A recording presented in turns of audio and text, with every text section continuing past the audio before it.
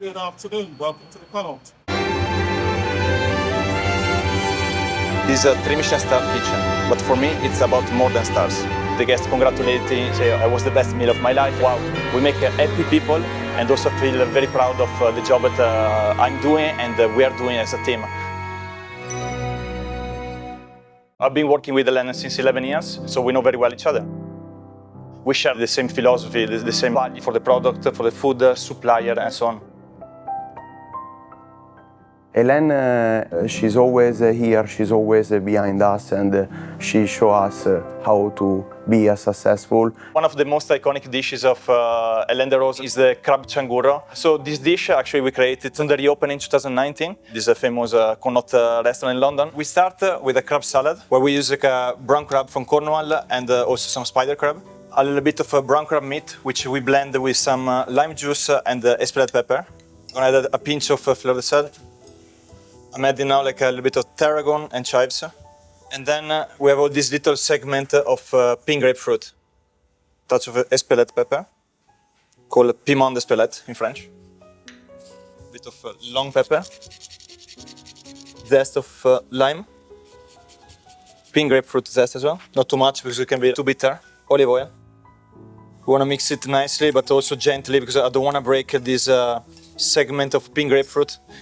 Okay, so we're going to the final stage. I'm going to put on the plate a little bit of rock salt whipped with egg white and a little bit of lemon zest. This one is only like to hold the stable like the crab shell. We have a little sphere with the brown crab meat, which is nice and creamy inside. Finish with some lime juice and the espelette pepper.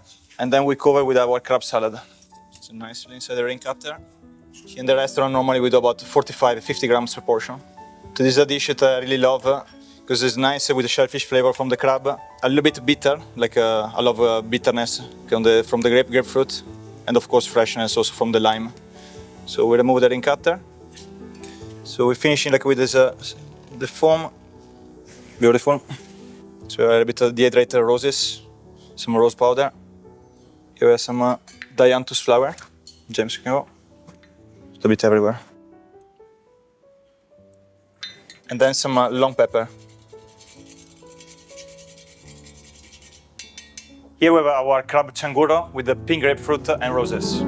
With Mirko, actually, I'm lucky enough to work with him like since more than 10 years. Our relationship, I think, is like a husband and wife. So we love each other, we understand each other, we know when to push each other as well. It's extremely important, the cooperation between like a front of house and kitchen and a restaurant. If you have one side which is working well, the other side which is not working, a restaurant won't be successful, I think. Follow the same direction, follow the same philosophy, and find a way to follow together. Now we're going to show you how to prepare our red Russian tomato dish with sardines and Pantelleria capers. Here is James, which is going to start to prepare our gazpacho. On our version, actually, we're going to barbecue some vegetables, so cucumber, onion, and the tomatoes. I just have some juniper in the barbecue to give a nice smoky flavor. Barbecue it for maybe 5 minutes just to get a nice charring on the vegetables and some smoky flavor. But I'm not really cooking the vegetables, I'm trying to keep them raw inside. Okay, so now the vegetables are nicely charred, I'm starting to take them off the barbecue. They're just releasing from the grill nicely because they've charred nicely with the temperature of the binter tank. And I go straight into our blast chiller to chill them down as quickly as possible to stop the cooking. There we go. We're gonna blend them. So we're gonna add some pecchio pepper. Then we have a little bit of garlic, some basil to get a nice aroma and flavor. A good olive oil and some Mazeres vinegar. Pinch of salt. Some espelette pepper. Voilà. So again, this one, just to remind, is not a traditional gazpacho. We do not use bread. I don't want to upset our Spanish friend. So it's a style of gazpacho flavor. So we're going to blend all this vegetable. And then we're going to let this mix for a few hours in the fridge just to get nicely all the flavor together. After this, we're going to go to freeze it, blast freeze it. So when it's nice and frozen, we take it out from the container. We put the container upside down on the top of a muslin cloth, and then we let it to defrost very gently. So the result is going to be a very clear consommé, and then on the top of the muslin cloth, the container is going to have all the solid part, which we're not going to keep. Voilà. Amazing. There we go. Here we grab our beautiful red Russian tomato coming from south of France, as we mentioned earlier. We're gonna do a little incision, and then we're gonna just blanch them quickly for like 20-30 seconds to remove like very easily the skin. You see it's coming out very easily. Voila, our beautiful tomato. We're gonna cut our tomato. So we're gonna do slices about like a 1 centimeter thick. Voila, beautiful. And then here I'm gonna just remove all the seeds. The seeds here, we keep them on the side to make like the final dressing for our tomato dish. I'm just gonna blowtorch very gently the side of the tomato. So this one again will cool down quickly in the fridge. So now we're gonna proceed with the stuffing of the tomato. So 3 different toppings. One is a pesto with marjolaine. Another one is a sort of puree with confit tomato and Xerez vinegar. And the last one is a chopped confit tomato and capers. Voilà. To make sure to fill up like all the space on the tomato. After the guest, when it's gonna eat like the final dish, it's gonna get like all the flavor quite together. As a next step, we took the gazpacho consommé. We incorporate a little bit of vegetal gelatin, and it's gonna have like a very thin layer of this jelly. Again, we're gonna move it straight away into the fridge, so we keep the tomato nice and cold, and it's not gonna get cooked. There we go. Give our tomato nice and cold. I will trim a little bit like the edge where we have like the gelatin, the tomato gazpacho gelatin in excess, and then we're gonna cut our portion. Of course, we need to make sure like one portion is gonna be half tomato. We need to make sure in each portion that there are all the ingredients inside. So now we're gonna make like a focaccia where we prepare the dough in advance. So it's a kind of classic focaccia with some flour.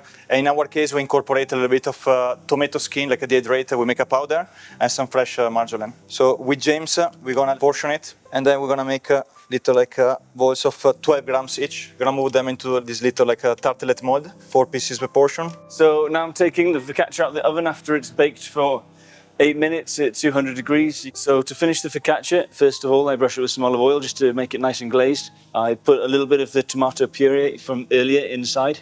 And I finish with some datterini tomatoes that we season with some sherry vinegar and some fleur de sel, and a bouquet with marjoram, chervil, and white alyssum. Now going to the plating of the main dish. We're gonna portion like our sardines. So these are sardines coming from Cornwall. We just like cure them for a couple of hours with the salt and a little bit of sugar, and we smoke them with some hay. Now go to the plating. So our beautiful tomato. We're gonna add a little touch of fleur de sel. And then here I have a touch of marjolaine powder, and here I'm gonna add a little bit of onion ash. We're gonna finish our dish with the sardines. 3 beautiful pieces. And then we're gonna add some, we have caper leaves. Then some caper berries, still from Pantelleria. And then we will finish with a little tiny bouquet, so still some fresh marjolaine, a bit of chervil, zalotti blossom, and some alyssum flower. Now we're gonna finish our sauce. So here we have a little bit of the gazpacho consommé. I'm gonna add some tomato seeds, some of this caper from Pantelleria, and a touch of chives. I'm gonna add also a touch of collatura di alici, which is a sort of garum, some good olive oil again, a little bit of Xerez vinegar, so it's a sherry vinegar, and this sauce, sort of vinaigrette, we're gonna use it to complete our dish.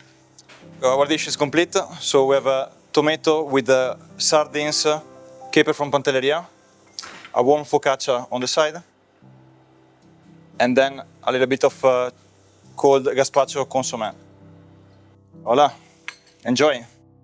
Darroze Armagnac is an icon for us, family business from Hélène. In stocking we hold in many vintages. The oldest one is 1888. Here the Armagnac room, so the room where we store all the Armagnac, and we have the Armagnac in display. The Larme d'Armagnac, this one is a blend of the best vintages. Here we have all the 2000, the 90s, 91, 80s. We follow in as well, like with some 70s, 60s, 40s, and so on and so on. So we have different vintages. And when you have a collection like this, we are very lucky because we can show to our guests, what is Armagnac and the history also Armagnac. So for us, it's very important.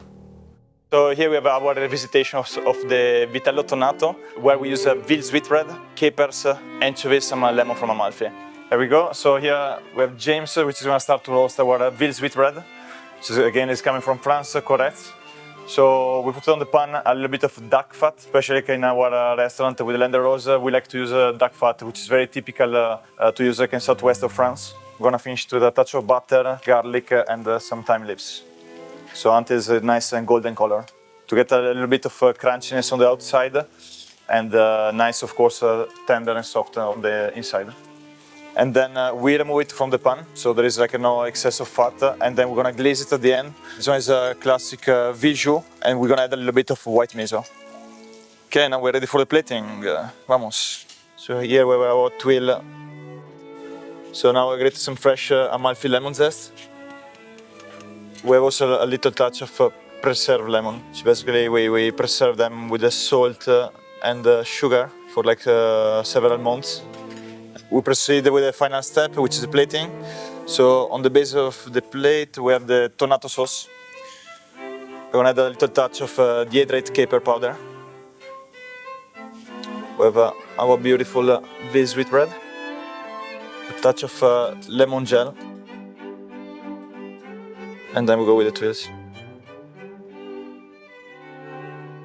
Okay, service? Yes, chef.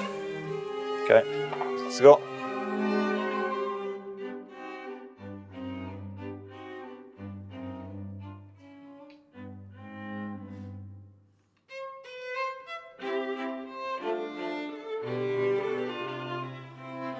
Hélène and Marco was actually inspired by a classic Italian dish called Vitello Tonnato. In this case, we'll be using the veal sweetbread, and then to finish it off, we have the cured tuna heart.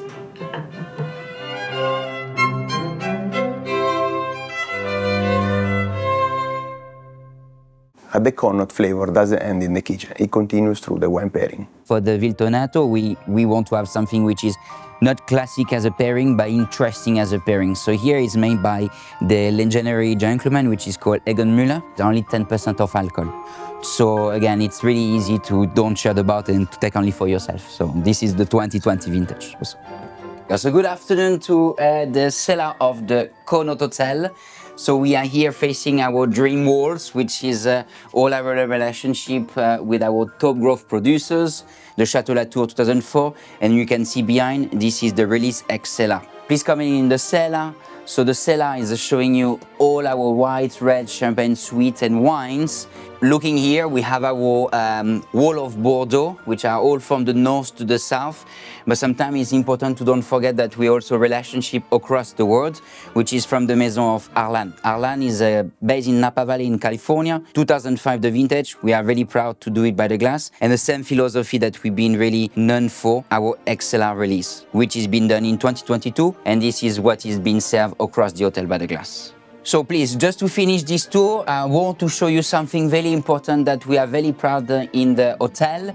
It's our sommelier table, which is a different concept.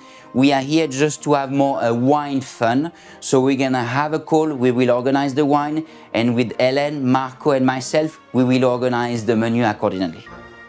Whenever a guest can leave our restaurant, I hope, of course, they have a good memory of us. It can be a memory about the food, a memory about the service, a memory about like the restaurant in the iconic Connaught Hotel. We would love then they walk away in the memory, then they have one of the great experience in their life. That's what we are here for. All the time I said to the team, we don't want to be the best, we want to be the favorite.